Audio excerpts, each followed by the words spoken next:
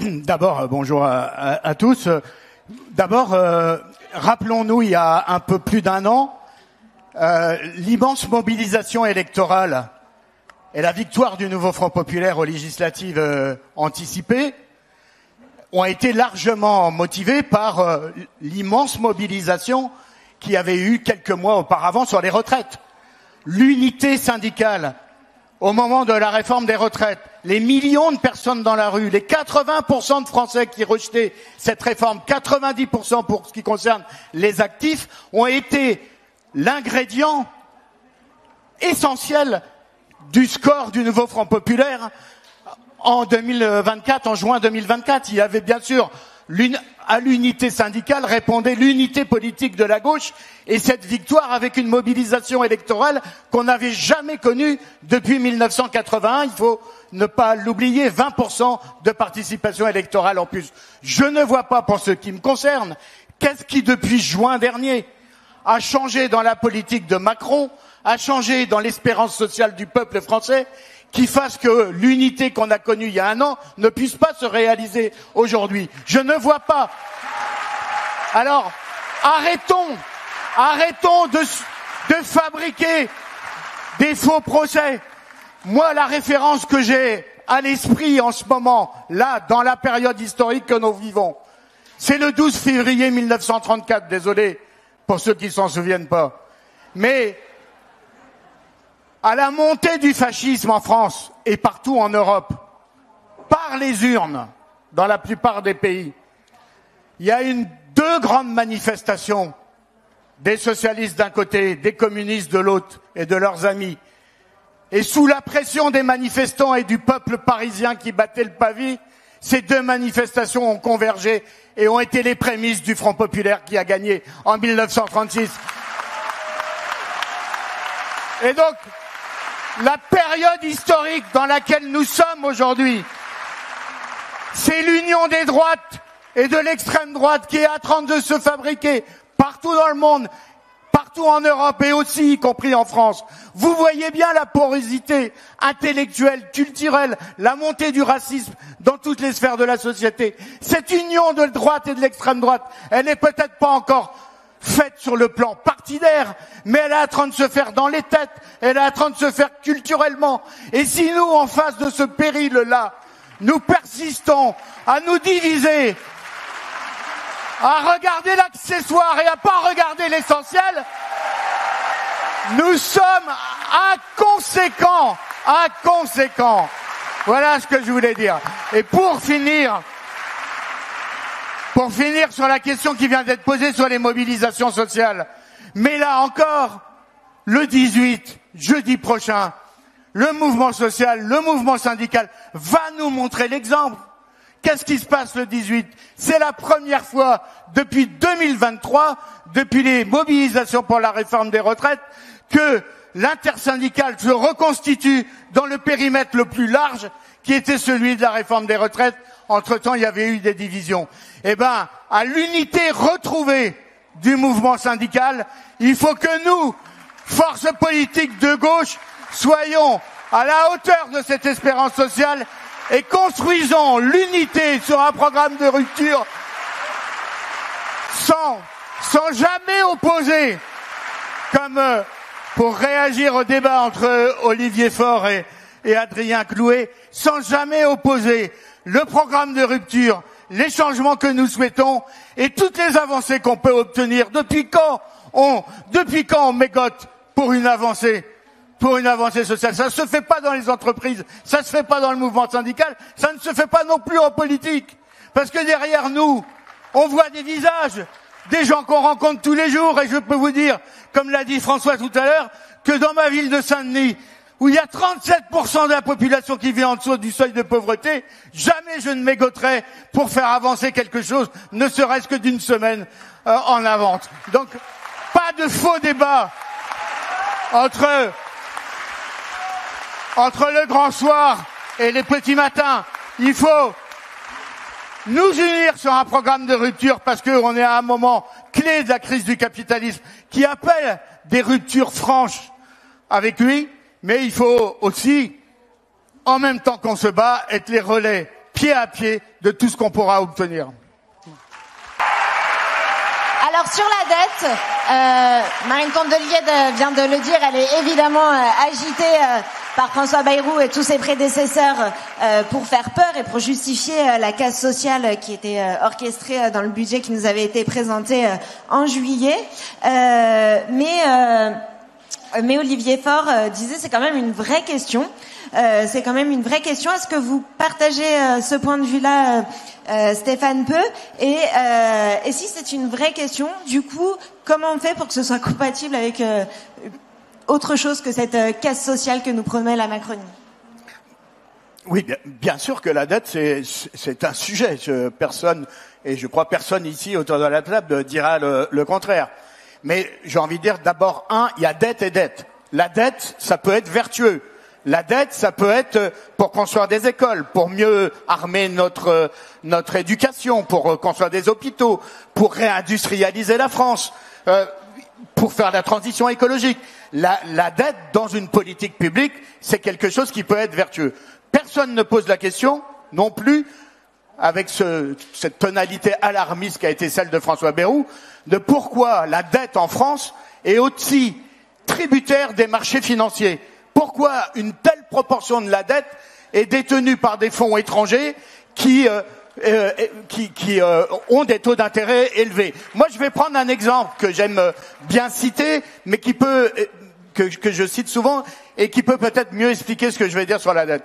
En 1900, quand on construit la ligne 1 du métro parisien, la RATP emprunte sur 80 ans auprès de la Caisse des dépôts.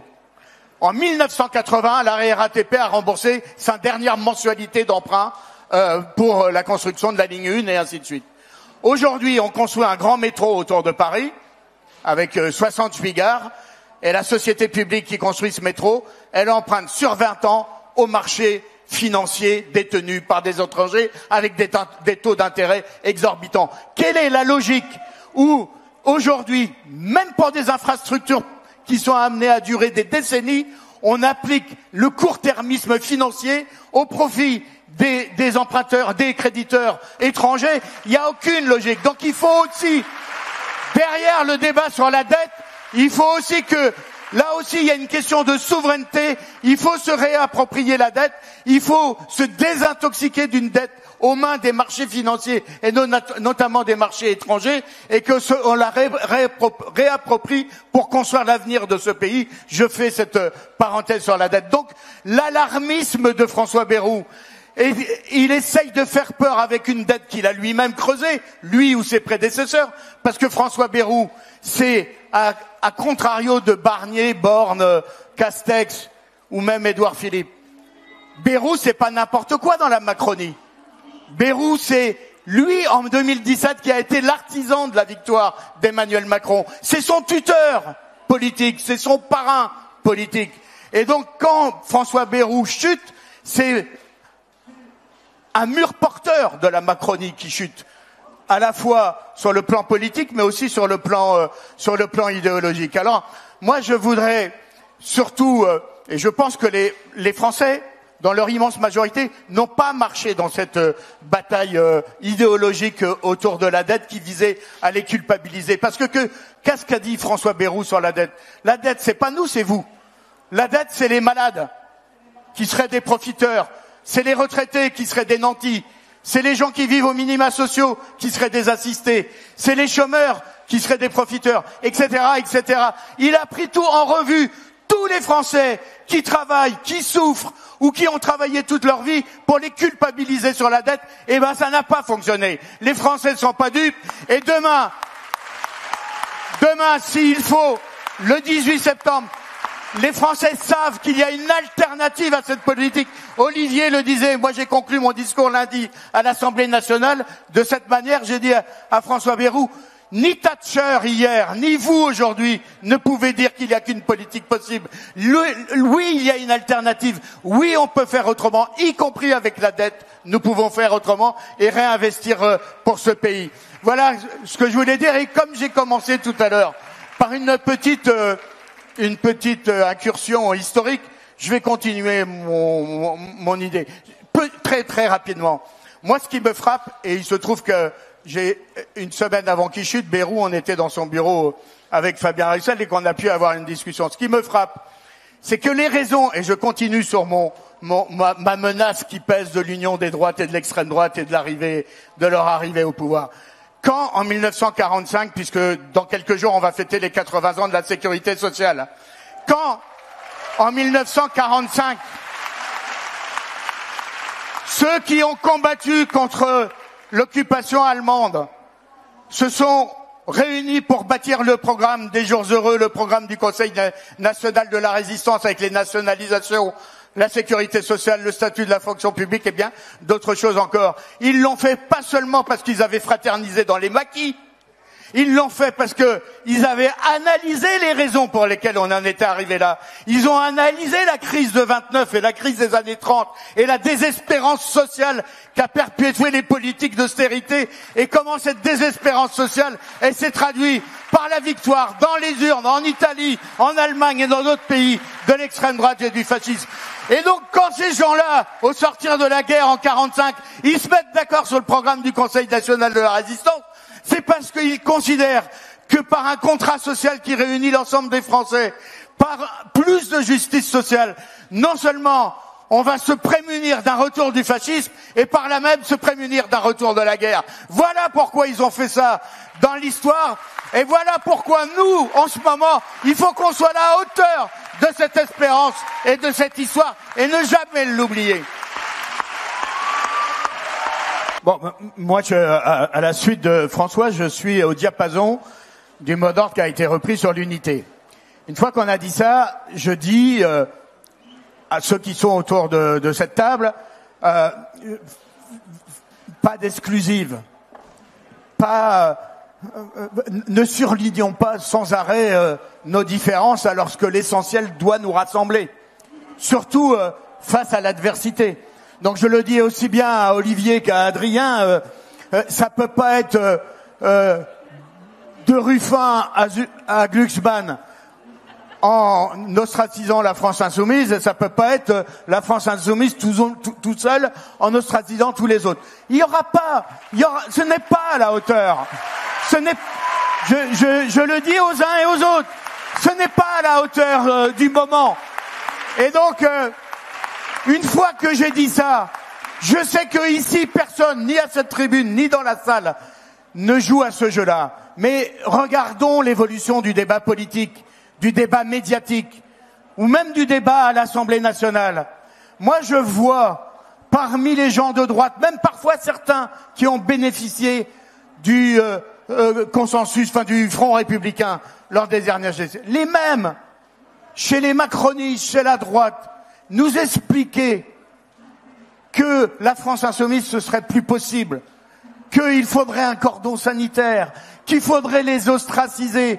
Mais ne soyons pas dupes, parce que si on écoute bien, si on réfléchit bien, si on regarde comment tout ça évolue, et Olivier l'a mentionné tout à l'heure, plus ils veulent ostraciser la France insoumise, plus il faut rentrer le RN dans l'arc républicain qu'ils baptisent.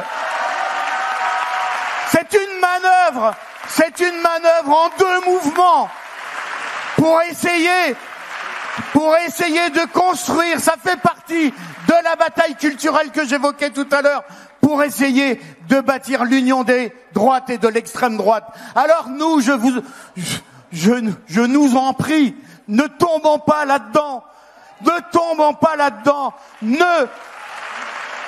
n'abusons pas de nos conflits, n'abusons pas des propos qui discriminent ou qui incriminent. Essayons de trouver ce qui nous rassemble, et je le pense, comme le disait François tout à l'heure, et je le dis notamment à mes camarades communistes, qui sont sans doute un certain nombre ici. Moi, je ne conçois les communistes dans cette période comme des agents de liaison, des gens qui font le trait d'union, les gens qui sont unitaires pour 2, unitaires pour 4, pour que demain, la France de 2027 ne soit jamais une France qui, pour la première fois dans son histoire, élirait au pouvoir un parti fasciste. Eh ben, merci.